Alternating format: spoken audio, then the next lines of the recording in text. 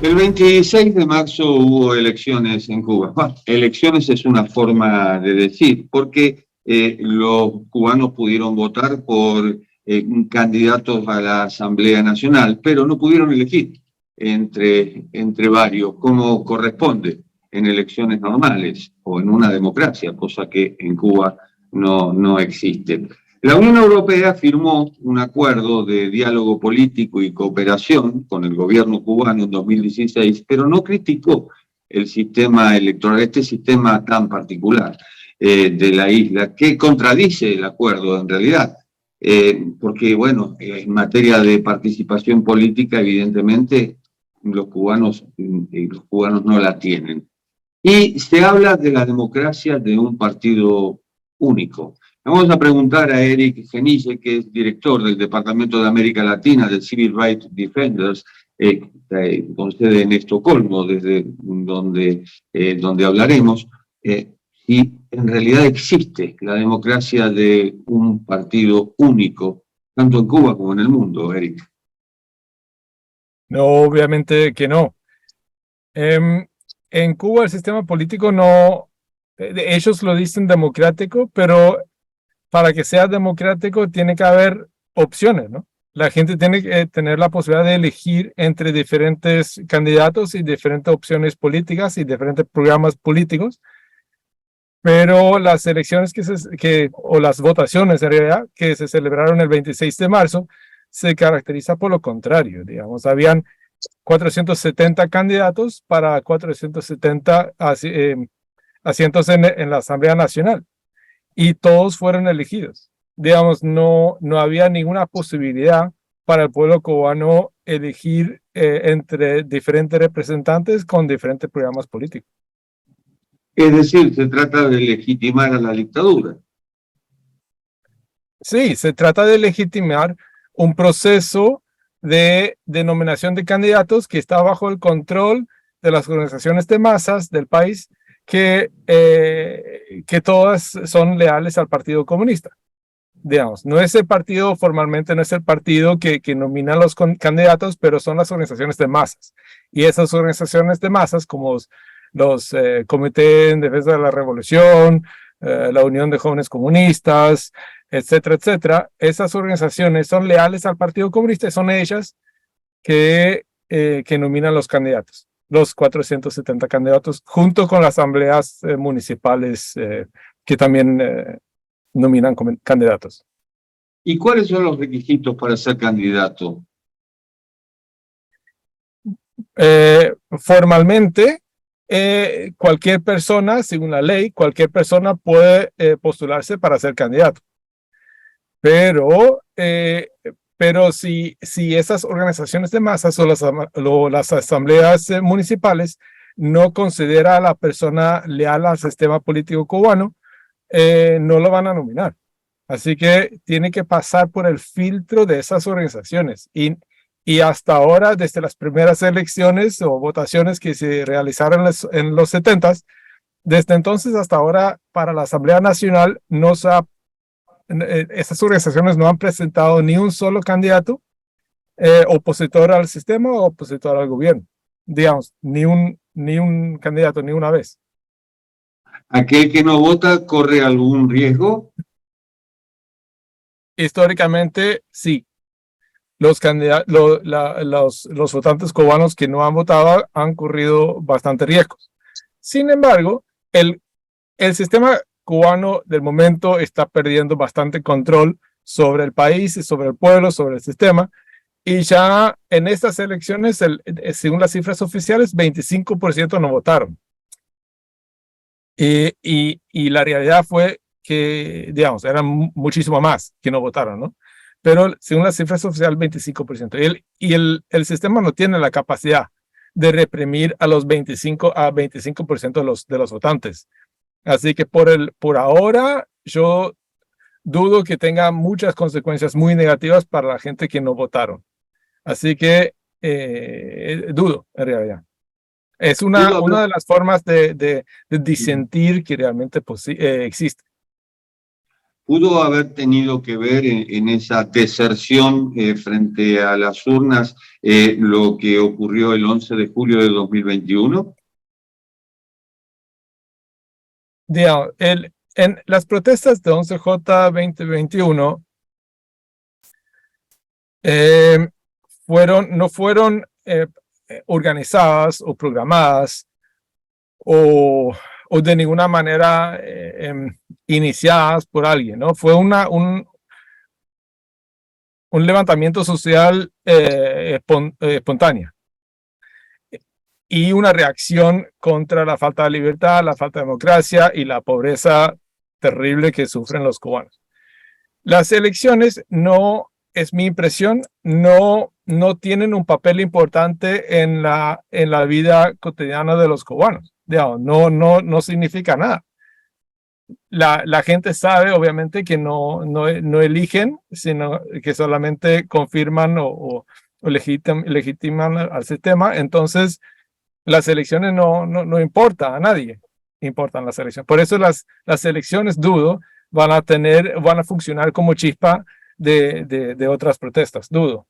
Otras condiciones en la sociedad cubana son mucho más graves, como siguen siendo la pobreza, la falta de luz, la falta de transporte, la falta de comida, la falta de aseo, la falta de todo.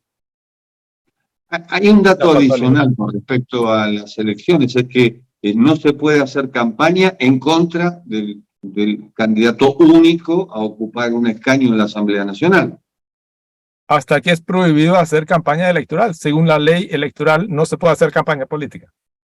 Ya, es una restricción de la libertad de expresión terrible, digamos. Ni el candidato puede, y eso tal vez lo peor.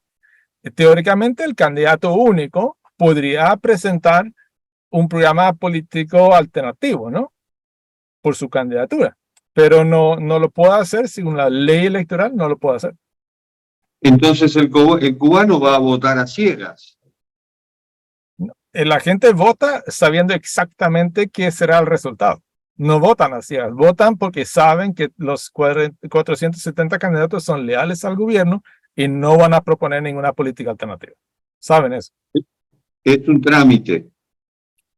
Es un trámite, es un proceso de rectificar el sistema, de legitimar el sistema. ¿Y por qué la Unión Europea no hace hincapié en esto? ¿Por qué no reclama una democracia o al menos una apertura democrática para que haya candidatos por la oposición?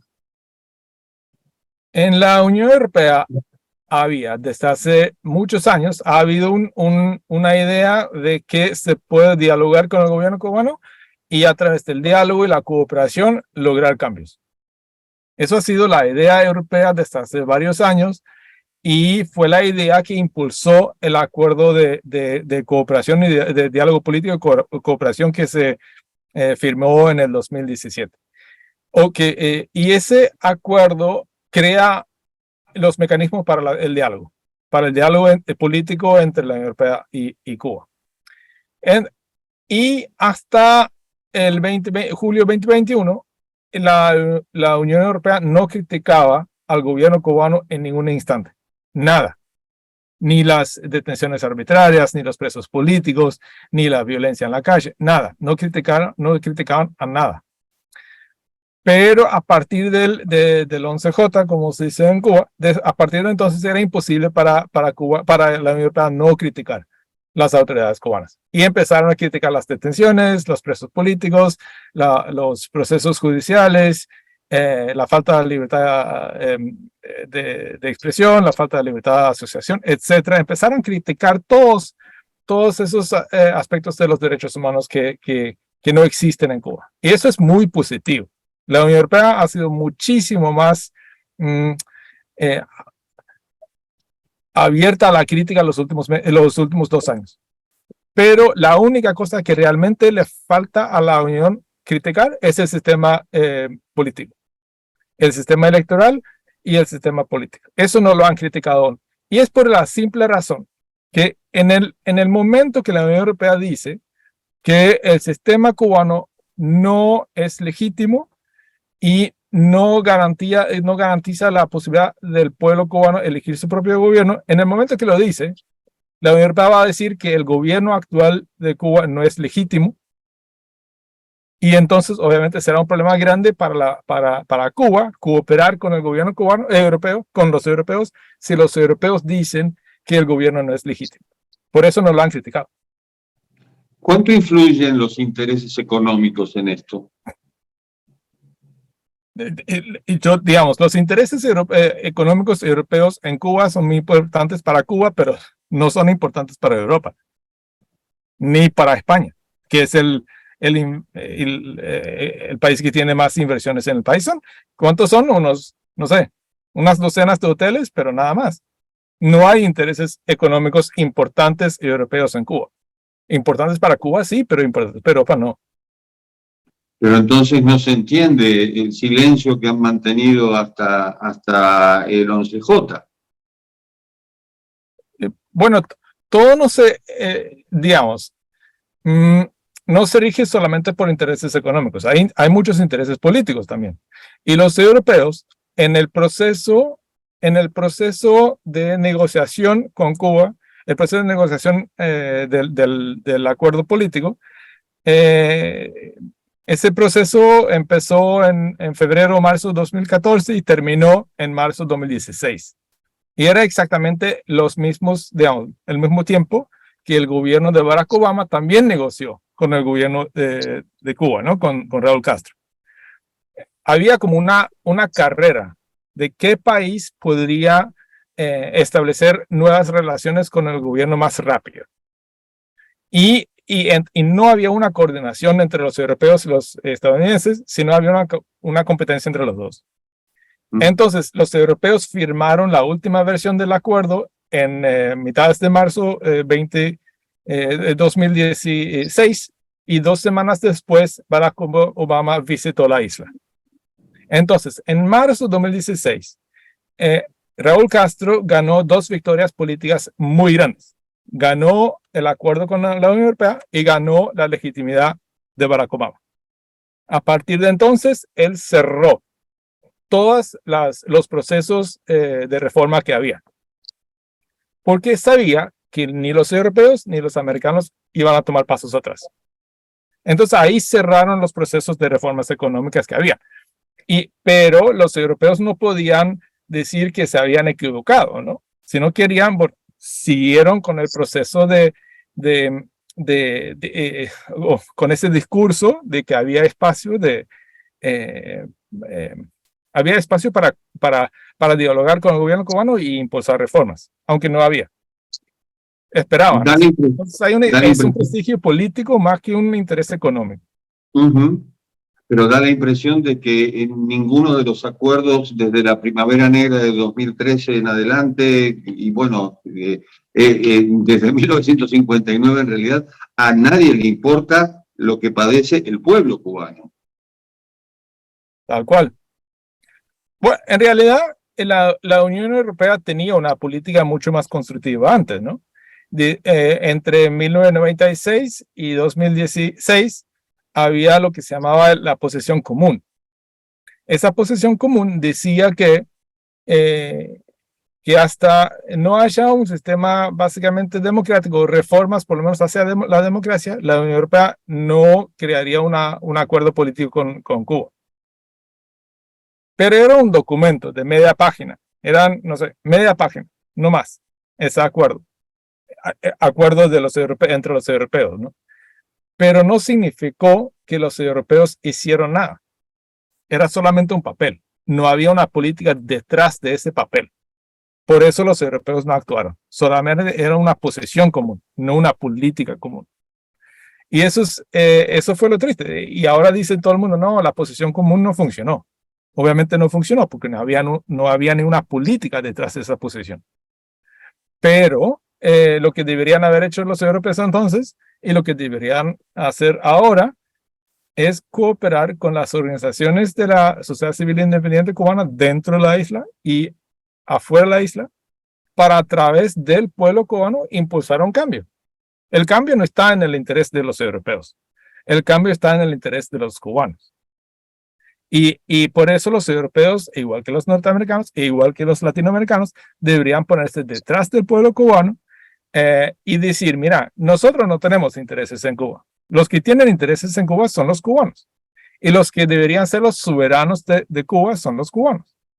Pero hasta ahí no han llegado aún. Pero yo, sin embargo, pienso que ahora que es tan evidente que el gobierno cubano no va a querer reformar su sistema político, va a ser cada vez más difícil para los europeos mantener esta idea de diálogo y van a, con el gobierno, y van a ponerse en el lado del pueblo y dialogar con ellos en vez de dialogar con el gobierno. Hablamos de Europa, hablamos de Estados Unidos, y ¿qué me decís de América Latina? ¿No te parece muy triste que los gobiernos latinoamericanos, los demócratas de Latinoamérica, no se ponen detrás del pueblo cubano? En vez de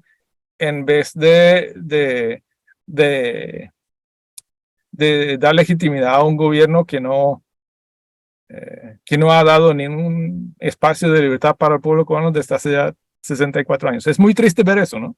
Es muy triste ver tantos gobiernos latinoamericanos callarse frente al gobierno cubano. Es muy triste ver eso.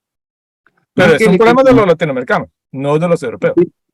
Pero más que legitimidad, en algún momento hasta te diría que hay algo así como admiración hacia la dictadura cubana.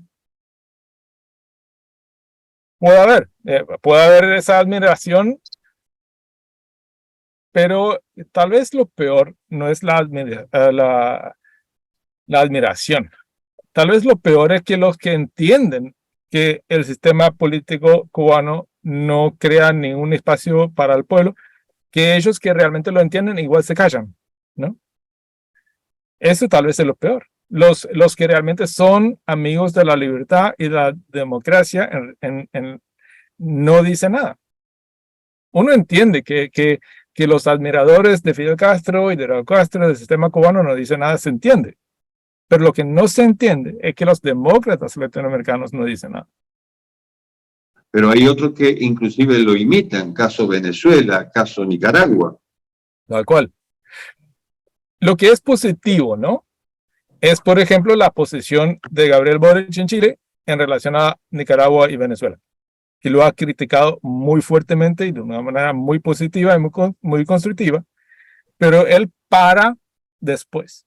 Critica a Nicaragua o Ortega, critica a Maduro y no tiene problemas con eso, pero no entra a criticar a Miguel Díaz-Canel. Aún. Yo espero que con el tiempo lo va a hacer. Pero esto no es para nosotros decir eso, ¿no? Pero eso sí que es positivo. ¿Confías en que pueda haber un cambio? Yo estoy, digamos, seguro. La cuestión es cuándo, ¿no? ¿Cuándo va a haber un cambio? Lo que es muy cierto es que lo seguro es que el sistema cubano del momento, ni el sistema económico, ni el sistema político, es sostenible. En el sentido que no brinda ni libertad ni soberanía para el pueblo cubano y ni brinda las condiciones económicas para que los individuos cubanos puedan disfrutar de una vida digna. En Cuba, en el momento es imposible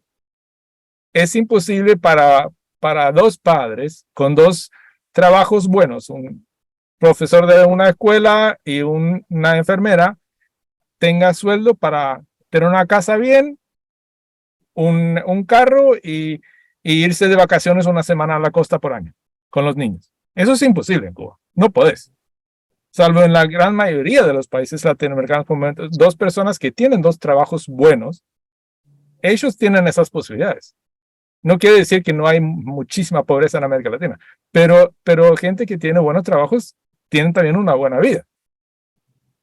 Pero en Cuba, ni la gente con buenos trabajos tiene una buena vida. Esa es la gran tristeza, ¿no? Una vida digna, lo que se merece todo ser humano. Eric, muchísimas gracias. Por nada, un placer estar con ustedes. Gracias por invitarme. El placer ha sido nuestro y también un placer haber compartido este cuarto de hora, estos 15 minutos y monedas de Cadal TV, esta vez refiriéndonos a Cuba. Nos reencontramos en la próxima.